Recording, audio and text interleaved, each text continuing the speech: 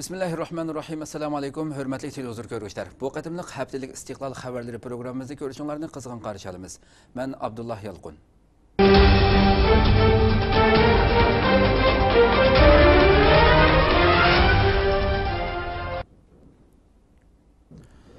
Xitay yana 74 ming Oqqun kadrini Sharq Turkistonga avatdi. Xitay doiralari 2-turkumda 74 mingdan ko'proq Xitay kadrini tövanga tushirish orqali Sharq Turkistonning yezi kentlariga avatgan. Atalmış Şinjan gazetinin xabarda bildirishicha, Xitay doiralari 2-turkumda 74 mingdan ko'proq Xitay kadrini tövanga tushirish nomida Sharq Turkistonning yezi kentlariga avatgan. Xitayning atalmış el rayini bilish, elni moyil qilish, elga naf yetkazish faoliyati Xitayning Sharq Turkistondagi bostirish siyosatlari chekdan eshib, qirg'inchilik avji olayotgan bir paytda o'tirg'i chiqargan aldamchilikqa bo'lib, tuvanga tushirilgan bu Xitoy kadrlari orqama-orqa har xil shakldagi faoliyatlarni uyushtirish orqali musulmon xalqning ko'zini pardalamoqda. Bu faoliyat boshlangandan buyon Xitoy Uyg'ur xalqining milliy va diniy bayramlari hisoblanmaydigan nurg'un bema'ni bayramlarni yangidan o'ydirib chiqarib, fursat topsala ommani to'plab tashviqot elib bordi. Yaqinqi yillardan buyon Sharq Turkistonda azaldan o'tkazilib boqmagan chechak bayrami, ujmi saylisi, ko'ktat bayrami, kollektiv to'y qatorliq faoliyatlar keng ko'lamda avj oldi. Xitoy doiralari har qitimliq faoliyatlarda zamonaviy madaniyat, go'zallik qurilishi, asabiylikni tugutish qatorliq safsatlarni bozorga selib, diniy urf-odat va islomcha kiyinishni qaloqliq, xurofotliq deb tashviq qildi. Bu faoliyatlarni jamiyatning hamma sohalariga kengaytdi. Bu orqali millatimiz orasida ideya jihati bo'lgunchilik paydo qilib, diniy e'tiqodi ojiz bir qism kishilarni ozdirdi. Dinimizni yaxshi tushunmaydigan kishilarga dinni xunuk ko'rsatib, ularni dindan yiroqlashtirishga tirishdi. Igilishimizcha bu kishilarning yana bir vazifasi yezi kentlarga singib kelib josuslik qilish bo'lib, ular o'zi turishliq kent mahallalaridagi kishilarning diniy ahvoli, siyosiy ko'z qarashi qatorliqlarni aniqlab, nuqtaliq oilalarni bekitib chiqar ekan va diniy e'tiqodi kuchli deb qaralgan oilalarni maxfiy kuzatish orqali nazorat ostiga oldi ekan. Biror vaqa chiqsala Xitoy soqchilari gumonliq deb qaralgan uylarga besib kirib, xohlagancha aqtirish, odam tutqun qilish elib bormoqda. Kanada Uyg'urlar to'g'riliq Xitoyni ogohlantirdi. Kanada hukumati Xitoyni Kanada fuqaroligiga o'tgan Uyg'urlarning haq-huquqiga hurmat qilishga chaqirdi.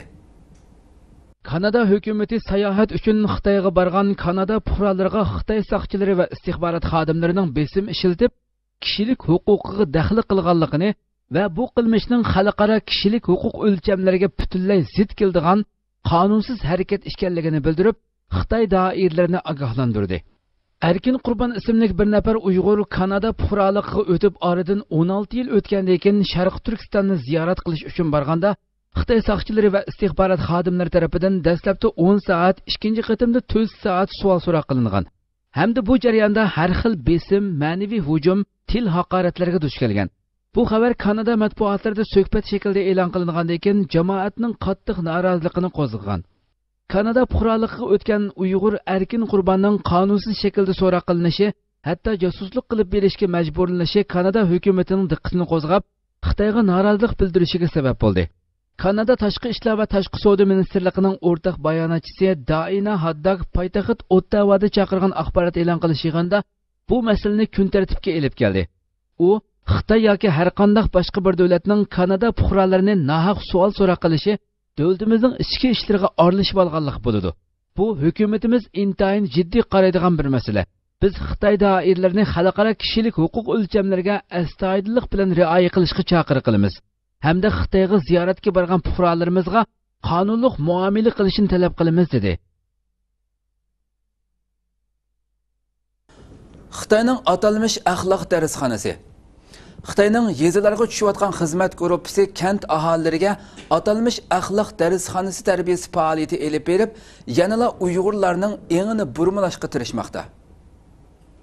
Onsu naisining Qizil bozori Akintur kentiga tushgan Xitoyning xizmat gruppasi kent aholilariga atalmış axloq darsxonasi tarbiyasi faoliyati elib borgan. Bu axloq darsxonasining temasi yanada Xitoy tashviq qilayotgan asabiylikni tugutish va millatlar ittifoqligi degan safsatlari bo'lgan.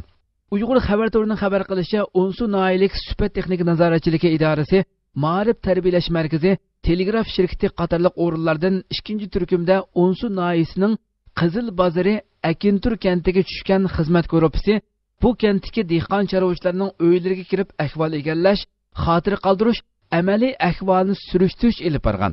Bu jarayonda o'zlarining ta'til tashviqotlari uchun yuchuq topgan Xitoy xizmat gruppasi kentdagilarga millatlar ittifoqligi va diniy asabiylikni tugutish qatorliq temalarda atalmış axloq darsxonasi faoliyat ilib borgan. Faoliyat mazmuni diniy asabiylikni tugutish va millatlar ittifoqligi tarbiyasini bosh tema qilgan bo'lib, Onsu nahisinin Tumshuq bozori Langar kentidagi Xitoy g'alchisi Xudoberdi Iminning 23 yildan buyon to'xtamay bayroq chiqarib kelayotganligi to'g'risidagi ko'rinishlar ko'rsatilgan. Bu faoliyatga 350 dan ko'proq kishi qatnashtirilgan. Xabarda yana nomussiz Xitoy doiralarining asabiylikni tugutish xizmatiga moslashgan deb 60 nafar dehqonga birdan choy qutisi tarqatib berganligi, boqquchisi yo'q, turmushi ig'ir 8 nafar dehqonga 30 dondan cho'ja, bir xaltadan cho'ji deni tarqatib berganligi, kentdagilarga 135 qur kiyim-kechak berganligi alohida tilga ilingan. Faoliyat oxirida barliq Xitoy xodimlari o'rnidan turib, Kompartiya bayrog'i oldida "Men vatanga, xalqqa sodiq bo'laman" deb qasam berib, faoliyatni oxirlashtirgan. Vatanimizga tajovuz qilib kirib, boyliqlarimizni bulang-talang qilib, diniy ibodatlarimizni cheklab, hatto kiyim-kechak va farzandlik bo'lishga o'xshash shaxsiy erkinligimizga qadar chek qo'yib, uchuq oshkora qirg'inchilik elib berayotgan Xitoy bizga axloq o'rgatamdi yoki axloq o'rganishga o'zlari ehtiyojliqmi? Xitoyning axloq deb tashviq qilayotganlarga qaraydigan bo'lsak, hammasi Xitoyning jinoyatlarini yushirib, Uyg'ur musulmonlarini aldaydigan safsatalardan iborat. Kuzatuvchilar Xitoyning bu qatimqi faoliyatga moslashganlarga mukofot sifatida choy qutisi, cho'ja va cho'ji deni qatorliq narsalarni berduq deb hadab e'lon qilishi Xitoyning naqadar chokina, nomussiz ekanligini yana bir qatim dunyoga oshkorlaganligini. Agar Xitoy Uyg'urlarning ona vatani bo'lgan Sharq Turkistondan chiqayotgan hisobsiz boyliqlarning 1% shu zaminning asli egalari bo'lgan Sharq Turkiston xalqiga ajratgan bo'lsa, u zamindagi hammaylan boy-bayoshat yashagan bo'lganligini alohida ta'kidlamoqda.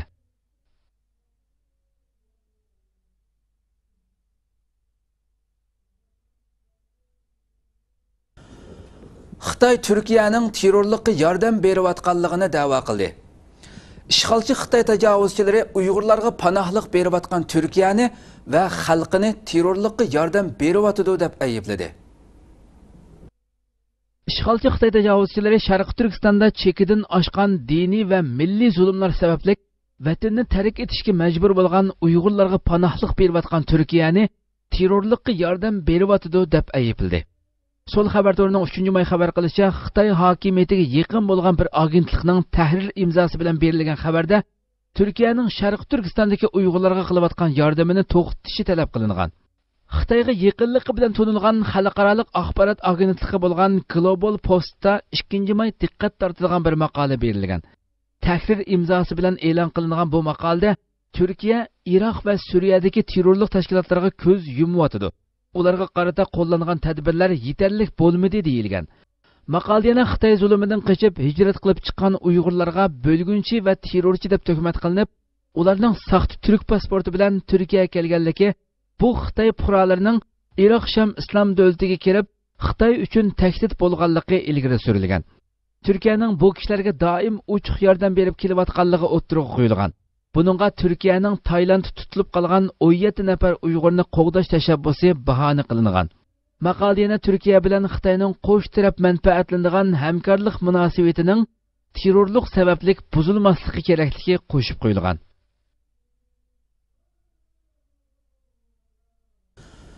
Atalmış asabiylikni tugutish ulgulik magazini. Xitoy bir qism shaxs va korxonalarga atalmış asabiylikni tugutishdagi ulgulik shaxs va ulgulik magazin degandek uydurma nomlarni berib, o'zining ta'tir tashviqotini tijoratchilar orasida yaymoqda. Xitoy bu yil 4-oydan boshlab Aqsu viloyatidagi xususiy yakka tijoratchilar orasida atalmış asabiylikni tugutish tashviqotini boshlagan. Xitoy bu tashviqoti uchun bir qism shaxs va korxonalarga asabiylikni tugutishdagi ulgulik shaxs va ulgulik magazin degandek uydurma nomlarni bergan. Bu saxta nomlar orqali o'zining ta'tir tashviqotini jamiyatning muhim bir qismi bo'lgan tijoratchilar orasiga yaymoqchi bo'lgan. Xitoy doiralari xususiy yakka tijoratchilarning jamiyatdagi soni bir qadar ko'p hisoblanganligini, shunga xususiy yakka tijoratchilarga qarata asabiylikni tugutish tarbiyasini kuchaytirishning muhim ekanligini bildirgan. Xitoy Aqsu viloyati Bay nohiyasidagi jalbkor savdo cheklanish shirkatiga asabiylikni tugutishdagi ulgulik magazin deb nom bergan. Bu shirkat kiyim-kechak va zibu-zinnat tijorati bilan shug'ullanadigan bo'lib, Xitoy buni shirkat zamonaviy kiyim-kechak va zibu-zinnat orqali zamonaviy madaniyatni tashviq qilib, qaloqlikni qamchilab, ommani asabiylikni tugutishga yetaklayotidi deb burmilab tashviq qilgan. O'zlariga qarshi norozilikning ko'payayotganligidan sarosimaga tushgan Xitoy Sharq Turkistondagi jinoyatlarni to'xtatish va Uyg'ur musulmonlarining e'tiqodiga hurmat qilish u yoqda tursin, aksicha diniy asabiylik qalpiqi bilan qirg'inchilikni kengaytmoqda. Xitoy xalqni e'tiqodidan to'sish uchun zo'rliq vositasini chekidan oshirib qolmasdan, yana jamiyatning hamma sohasida ta'tir tashviqotini elib berib, jamiyatda normalsizlik paydo qilmoqda.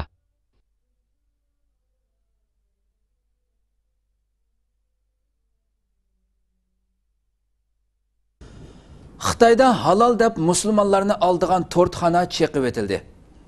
Xitoyning Qinghai o'lkasi Shining Lingshiadagi juma namozidan qaytgan musulmon ammo musulmonlarning diniy e'tiqodiga xilof materiallardan to'rt yasab, musulmoncha deb marka chaplab satgan to'rt do'konini chaqib etgan. Ijtimoiy aloqa uchur vositalarida xabar qilinishicha, Xitoyning Qinghai o'lkasi Shining Lingshiadagi juma namozidan qaytgan musulmon ammo musulmonlarning o'rib odatiga xilof materiallardan to'rt yasab, musulmoncha deb marka chaplab satgan to'rt do'konini chaqib etgan. 5-oyning 1-kuni tushdan keyin soat 3 da Shining Lingshiadagi juma namozidan qaytgan bir bovoy to'rt setib olmoqchi bo'lib, aylining do'koniga kelganda mal tushish mashinasidagi musulmonlarning diniy e'tiqodiga xilof material tushib kelinganligini ko'rib qolgan. Bu to'rt do'koni Sharq Turkistonda ko'plab ochilgan bo'lib, yuqorqi pastkash jinoyat oshkorlangandan keyin zo'r g'ulg'uli qo'zg'agan. Xitoy Uyg'urlarga munosabatli siyosiy masalalar bo'lsa ko'ptirib, ig'irlashtirib bir taraf qilsa-mu, lekin yemaklik masalasiga o'xshash Uyg'urlarning hayoti va mol-mulkiga munosabatli masalalarga qilchi ko'ngil bilmaydi. Xitoyning musulmonlarning e'tiqodiga hurmat qilishdan texmi ig'iz ochqili bo'lmaydi. Juma kuni 2000 dak tungan musulmonning bu do'konga bostirib kirib, mazkur do'konni urib chiqib bayron qilib o'tishdek harakati masjidning imomi Qinghai o'lkalik siyosiy kengashining muavin raisi, Xitoy mamlakatlik siyosiy kengash a'zosi Ma Changqing Axunning qo'llashiga erishgan. U shu kuni musulmon jamoatiga qilgan xitobida bu vaqa insofning insofsizlikka qarshi harakati deb ta'kidlab, ayli to'rt do'konining diniy ahkomiga xiloflik qilishi musulmonlarning hissiyotiga azor berdi. Chunki halol bilan harom musulmonlarning e'tiqodi va turmush usuliga aloqador narsa degan. Erkin Osiyo radiosining xabariga qaraganda, Shining Dungan masjidining bir xodimi bu voqeaning masjidning faoliyatiga hech qanday ta'sir ko'rsatmaganligini, u aloqador doirlar ayli shirkatining Shining shahridagi barliq do'konlarini taqaganligini bildirdi. U xodim yana ayli to'rtxonasining kechirim so'raganligini, musulmonlarga to'lab berdiganligini bildirganligini aytdi. U to'rtxona hujumi haqida to'xtalib, ammo juma kuni ahvolni o'qib darhol harakatga o'tdi deb ko'rsatdi. U yana mundoq dedi: bu to'rtxonaning uzundan beri cho'shqiga ishiltayotganligi juma kuni tushdan keyin tuyuqsiz bayqaldi. Shunga ammo tuyuqsiz harakatga o'tdi. Shuning bilan ayli to'rtxonasining Shiningdagi barliq do'koni taqaldi. Ehtimol tartibga solingandan keyin bir gap bo'ladi. Ular musulmonlardan kechirim so'radi. Yana u to'lab beradigan bo'ldi. Buningga hukumatning bir taraf qilish qarori bor. Eng muhimi ular kechirim so'radi. Ayli tatliq turum shirkatining Urumchida 14 tarmoq do'koni bor bo'lib, navbatda Qinghai Shiningda yuz bergan tatliq turumlarga cho'shqa ishtig'ini aralashtirib setish voqeasining Urumchidagi to'rtxonlarga qanday ta'sir ko'rsatganligi ma'lum emas. Lekin Uyg'ur elidagi ba'zi to'rbatlarda bu masala munozara qo'zg'ab, musulmonlarning diqqatini tortgan. Uyg'urlarning terrorchi emasligiga doir film qo'yildi. Uyg'urlarning nahaq qo'lga elinish hikoyasi nomli hujjatli film 7-may payshanba kuni kech soat 8:30 da dag'dug'liq ichilish bilan Turkiya radio televiziya idorasining Istanbul film zalida qo'yildi.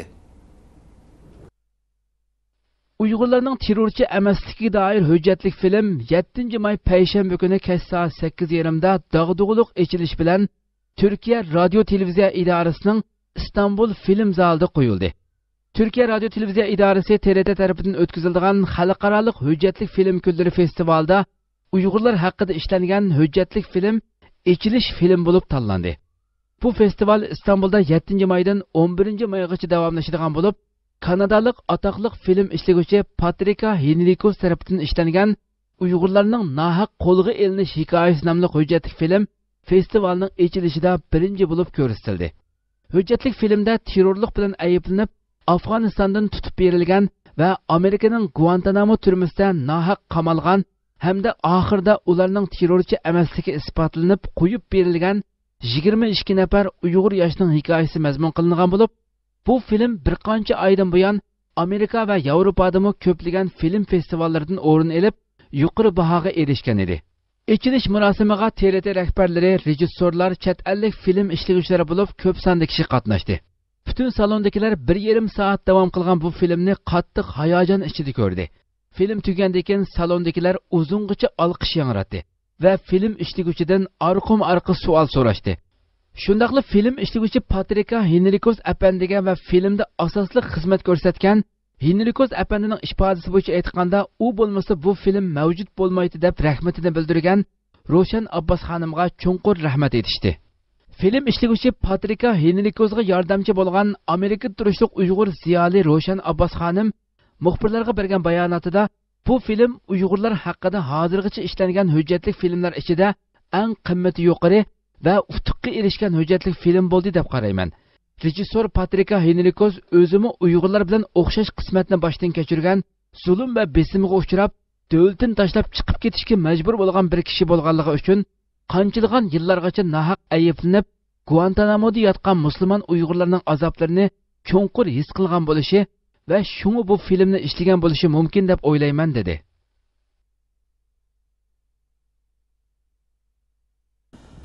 Xitoyning Yakan qirg'inchiligidagi o'lish yaralanish ahvolini yushirganligi oshkorlandi.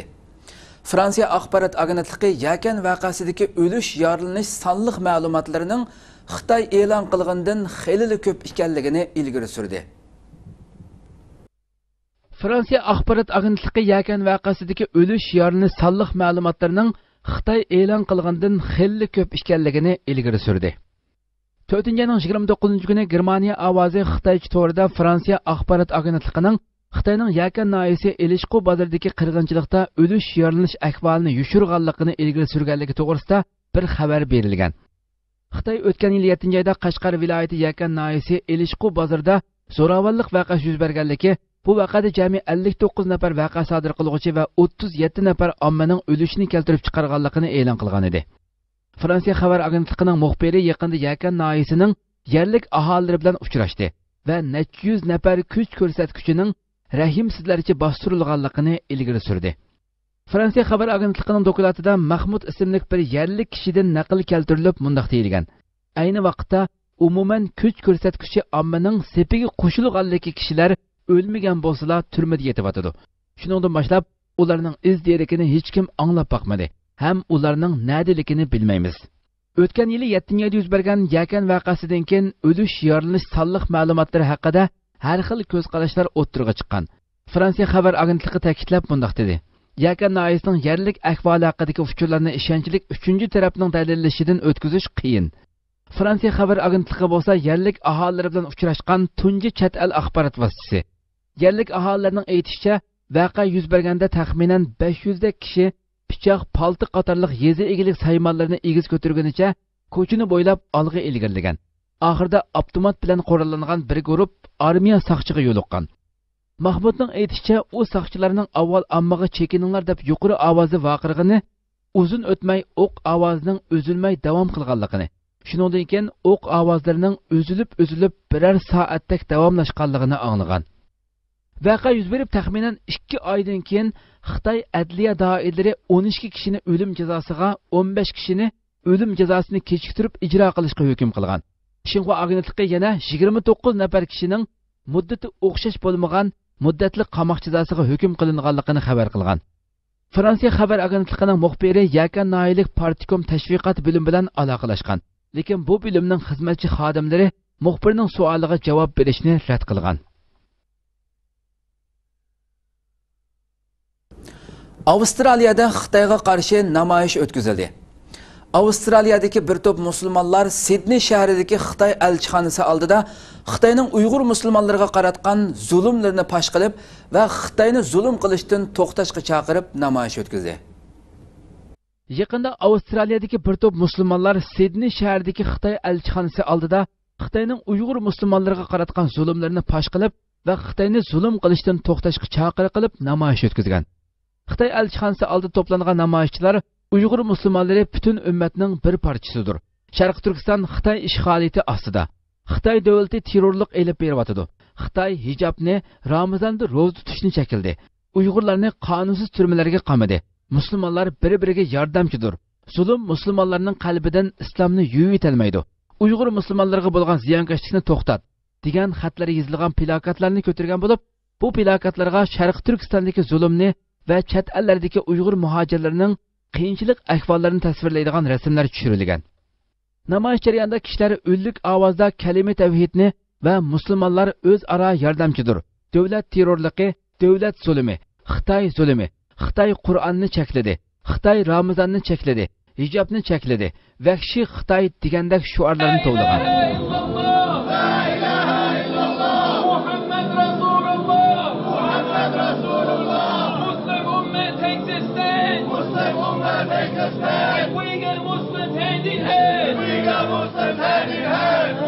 Namoyishda ikki qarindishimiz va bir hamshirimiz Xitoy zulmini fosh qilib va Xitoyni Uyg'ur musulmonlariga qaratgan zulmni to'xtatishga xitob qilib bayonot e'lon qilgan. Birinchi qarindishimizning bayonotida mundaq deyilgan: "Zolim Xitoy rejimiga biz bugun seni bir zolim deb turib xitob qilamiz. Chunki sen Uyg'ur musulmonlariga chekidan oshgan vahshiy harakatlarni elib beryapsan." This will bring to the Uyghur Muslims security and safety from your murderous grip, and the hands of the oppressors will finally be seized. East Turkestan is Muslim land. Turkestan is Muslim land. Against China we will stand. Hamshirimiz Sharq Turkistondagi musulmonlarning biror kun, biror soatmi zulmdan qutulolmayotganligini bayon qilgan va chet ellarga hijrat qilayotgan musulmonlarning ahvoli haqida to'xtalib mundaq degan: "Qarindoshlarimiz, hamshirlarimiz tavakkul qilib, nurg'un davlatlarning chegarasidan kesib o'tadi. Nurg'unlarning kayinda ayollari va kichik bolalari qilib qolgan. Ularning hayotini tavakkulchilikka selishni xohlamaydi." Special message of support to our sisters and their children who suffer every day and every hour as a result of the tyranny and oppression of the Chinese government. It is you that force our brothers and sisters to run away into neighboring countries, risking their lives crossing borders. Many of them leave their younger children behind as they do not want to risk losing them during this perilous journey. Yana bir qarindishimiz bo'lsa, Xitoyning Sharq Turkistonda yo'l qo'yayotgan diniy cheklamalari zulmlarni fosh qilib va Sharq Turkiston xalqining bosh egmay qarshilik ko'rsatib kelayotganligini tasvirlab mundaq degan: ayollarning, bolalar va yashanganlarning har kuni qo'liga elinish, qiyin qistoqqa elinish, turmaga qamilish va chet ellardan qaytirib kelinib o'ldirilish tahdidi ostida yashashini tasavvur qilib beqing. Ramazon oyida kunduzda majburiy tamoq yeyishga majburlanishingizni tasavvur qilib beqing. Siz taqib olgan chumbalning ommaviy qatnash vositalarida xavfsizlik tahdidiga aylanib qolgan ahvolni tasavvur qilib beqing. Xitoyning Sharq Turkistonni ishg'ol qilishi izchil qarshilikqa uchrab keldi. Alhamdulillah, islom yanada kuchli, din uchun yashaydiganlar yanada hayot. To teach Quran to your kids. Imagine if you're forced to eat in public during the afternoon in the month of Ramadan. Imagine, even if you were carrying a bottle of water on public transport, you were deemed security threat. The brute force of Chinese occupation of East Turkestan has been met by even stronger resilience by the Muslims of China. Alhamdulillah, the Islam is still strong, and Alhamdulillah, their love for their deen is still alive. Hürmetli televizyon görgüçler, şuna qilib bu haftalik istiqlal xabarlari programmamiz bu yerda oxirlashdi. Kelar qatimqi programmamizni ko'rishgacha sizlarni Janobi Allohga topshiramiz. Assalomu alaykum va rahmatulloh.